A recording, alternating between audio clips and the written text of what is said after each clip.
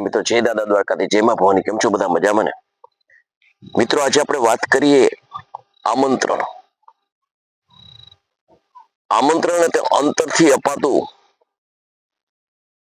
આવકાર ભર્યું અને હૈયાની લાગણીથી પ્રસંગપાતમાં વધારવા માટેનું જે આવકાર છે એને આપણે આમંત્રણ કહીએ. મિત્રો આમંત્રણ આપ્યું પણ આનંદ ન આવ્યો. રસમો વૈધી પણ રંગ ન આવ્યો. મિત્રો પ્રસંગપાત જે આપણે આજે જુદી જુદી રસમો, જુદા જુદા આપણે આમંત્રણ કાઢો, આજે જોઈએ ને તો કેટલી પરંપરાગત જે આપણી રીતિ રિવાજો હતા એમાંથી ધડકમ વધારો થયો અને ધડકમ ફેરફાર થયા. મિત્રો દેખાદેખીની અંદર પૈસાનો પાવર આવ્યો પરિવારમાં, એના જોડે આજે પૈસો વાપરવા માટે હું ને તમે જે કરી રહેલા છીએ, જે જુદી જુદી રસમો, ટીવી સિરિયલ અને ફિલ્મોના રવાડે ચડી અને આંધળું અનુકરણ, જેના કારણે પાછલા પરિવારનું વિચાર્યું છે ખરું? મિત્રો બહેનોથી માંડીને ભાઈઓથી માંડીને મેચિંગનો જમાનો આવ્યો. પ્રસંગમાં પ્રેમ ગયો, ભાવ ગયો અને ભવાઈ થઈ.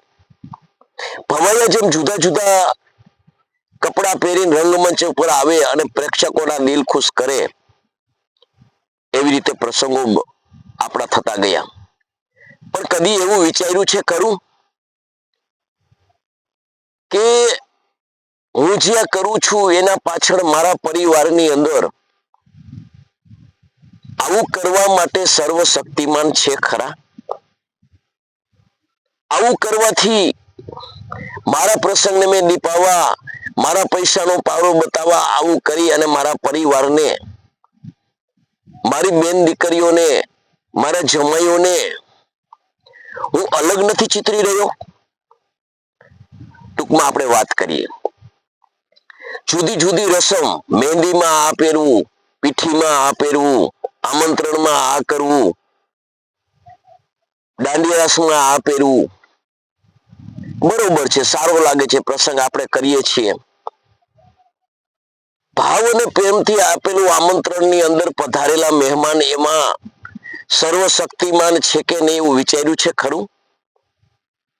રૂપિયો ને 2 રૂપિયો આપતા આપણા વડીલો, એ સમય યાદ છે કે જ્યારે ફુલેકાની અંદર માથે બત્તી, ઘોડા ઉપર વરરાજો સવાર હોય, ઢોલના ઢબકારા વાગતા હોય, શરણાઈના સુર મીઠા રેલાતા હોય, વગાડીને ધબધબાટી બોલી જાય, 1 રૂપિયો આપે અને જે આપણે કહીએ કે આપણો વાણંદ હોય એની થેલીમાં નાખે, એમાંથી સર્વનું વિતરણ થાય.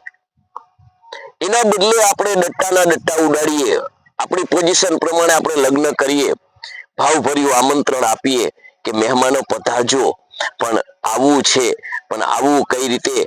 આવી સમસ્યામાં અટવાયેલો સગાનું વિચારેલું ખરું?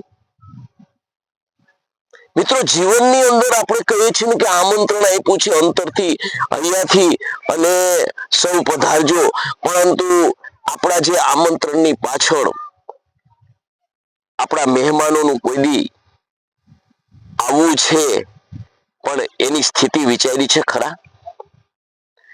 આવા દેખી દેખાના જમાનાની અંદર આપણે જે આવા પ્રસંગો મોંઘાદાટ કરીએ છીએ કે જેની અંદર લગ્નની ચોરીએ ચડેલા, લગ્નની મંડપમાં પધારેલા સર્વ સગા સ્નેહી સંબંધીઓના અને ભગવાનના વૈદિક મંત્રો બ્રાહ્મણ દેવના સાનિધ્યની અંદર જે ઉચ્ચારતા હોય, વેદીમાંથી યજ્ઞ પ્રજ્વલિત થતો હોય, જવતલ હોમાતા હોય, અને એ સંબંધ, એ સંસ્કૃતિ એના જીવનની અંદર એક પ્રભુતામાં પગલા મૂકેલું નવદંપતિ, જે નવદંપતિ થઈ અને પ્રભુતામાં પગલા મૂકવાનું હોય અને સુખી સંસાર ચલાવવાનું હોય, ત્યારે એની હાજરીની અંદર સર્વ સ્નેહ, સંબંધ, ભાવ, પ્રેમ એના વિશે વિચારેલું છે ખરું?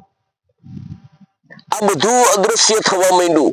જો જમણવારની અંદર આવવું, જમીન અને બીજેથી નીકળી જવું, અને બસ લગ્ન થઈ ગયા, દાંડિયા રસની અંદર પૈસા ઉડાડવા, તો જે લગ્ન પ્રસંગની અંદર જે મહત્વના છે, જે ફેરા આપણે કહીએ છીએ, મંગલ ફેરા છે, જેમાં 33 કરોડ દેવના સાનિધ્યમાં અને વેદીની અંદર બ્રાહ્મણ દેવતા સ્વરૂપે જે વેદ મંત્રો ઘોષના નાદે જે ફેરા ફરવામાં છે, જે કાર્ય કરવાનું છે, ત્યારે કોઈ રહે છે કે નથી રહેતું એની નોંધ લીધી છે ખરી? એટલે જે આપણે રીતિ રિવાજો કર્યા, આપણે જે આમંત્રણો આપ્યા, એના પાછળ આપણો જે ભાવ અને પ્રેમ હતો એ ખત્મ થઈ ગયો.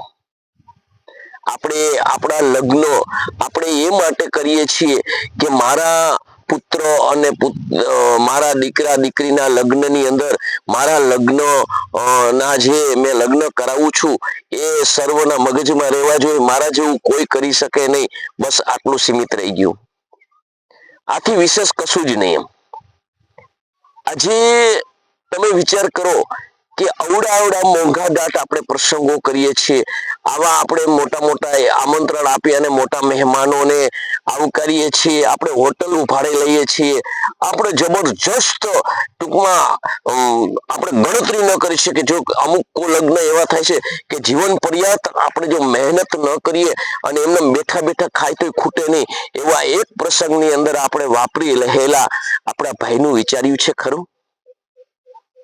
આપણે જ્યાં એની જગ્યા છે, જ્યાં આપણે આપવાનું છે, જ્યાં આપણે આપણું કંઈક આત્મીયતાનો સંબંધ છે, એક આપણા પ્રસંગની અંદર કેમ રહી જાય છે એનું વિચાર્યું છે ખરું? એના જીવનની અંદર તમારી જે પ્રત્યે જે ભાવના છે, વ્યથા છે, વેદના છે, તમારા પ્રત્યે જે પ્રેમ છે, એના વિશે વિચાર્યું છે ખરું? આપણે આજે નોખા રીત રિવાજને નોખી રસમો કરી અને આપણે પૈસાના ફુગાવાના કારણે આપણે જે વસ્તુ કરીએ છીએ ને એ પાછલાને ફાયદાકારક છે, હાનિકારક છે એનું વિચાર્યું છે ખરું? આપણે તમે વિચાર કરો ને તો તમને ધ્રુજારી છૂટી જાય, એટલા ધડકમ ફેરફારો કર્યા. આપણે દીકરીના ઘરે કંકોત્રી લઈને જઈએ, આપણે મામાના ઘરે કંકોત્રી લઈને જઈએ, યા સ્વાગત, કંકોત્રીનું સ્વાગત, અને આની બધી વિડીયોગ્રાફી કરી એકાબીજી ના સ્ટેટસમાં મૂકી અને આપણું વાહવાકાર બતાવવા માટે આપણે પાછલાની જે સ્થિતિ છે કે નથી એનું વિચાર્યું છે ખરું? એટલે આમંત્રણ આજ મારે એ કહેવાનું કે આમંત્રણ આપણા પ્રસંગમાં જે આપણે આમંત્રણ આપીએ છીએ ને મિત્રો, આમંત્રણ એટલે આપણા અંતરથી આપેલો, આવકારથી આપેલો અને હૃદયથી મારા પ્રસંગને તમે દીપાવા, આપ જ મારું, હું સર્વત્ર છું, આપ જ મારી શોભા છે, આવી લાગણીથી માણસને જે નોતરવામાં આવે ને એને આમંત્રણ કહેવાય.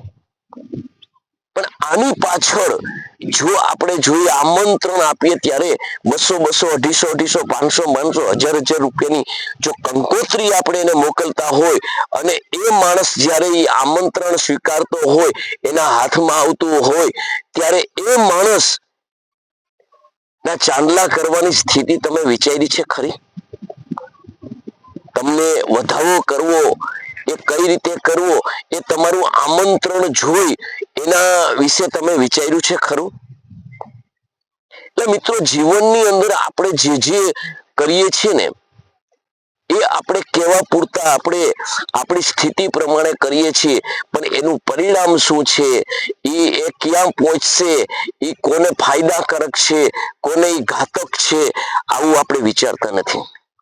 આપણે દેખાદેખીની અંદર આપણી જેવી પોઝિશન હોય એવી પોઝિશનની અંદર આપણે જે પ્રસંગ ઉજવીએ છીએ, આપણે નવા રિવાજ કરીએ છીએ, ત્યારે કુટુંબ પરિવારને આવું ન હોય છતાં તમારામાં હાજરી આપવી પડે છે. અને તમારામાં હાજરી આપે તો એને વાંધો નથી. જો તમારા એ જે કરેલા જે નવા જે આ રીતિ રિવાજો છે એમાં ન આવે તો કુટુંબ મોકલો કે ભાઈ આ રીસાણા છે, ફલાણું છે.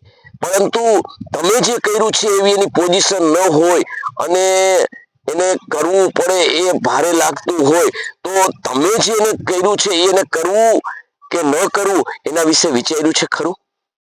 સગાઈ થાય તો ડાયરા કરવા, બરોબર, લગ્નમાં આપણે જે આવે એટલે ઉતારા જુદા જુદા આપવા, આપણે એના માટે અલગ અલગ વ્યવસ્થાઓ કરવી. અને આવા ઠાઠ બાઠથી આપણે જે આ પ્રસંગોની અંદર આવા જે બધા રીતિ રિવાજ કર્યા છે ને મિત્રો, એ એક દી મને ને તમને બરબાદ કરી દેશે. તો આમંત્રણ એટલે તો મિત્રો હૃદયનો ભાવ અને હૃદયનો પ્રેમ. મારા પ્રસંગમાં મારો પુત્ર આજે પ્રભુતામાં પગલા ભરવાનો છે, શુભ શરૂઆત સંસારની કરવાની છે, તો શુભ આશીર્વાદ આપવા આપ પધારજો. આજે અંતરનો ભાવ હતો ને એ બધું ખતમ થઈ ગયો. ખાલી દાંડિયા રાસ અને જમણવાર રહ્યો તો ખોટો આ ખર્ચો નથી. તો મિત્રો, મારો વિડીયો તમને કેવો લાગ્યો એ તમારા મંતવ્ય જણાવજો. મારા વિડીયોને લાઈક કરજો, શેર કરજો, સબસ્ક્રાઈબ કરજો. જય માતાજી, જય દાદા દ્વારકાથી, જય મા ભવાની.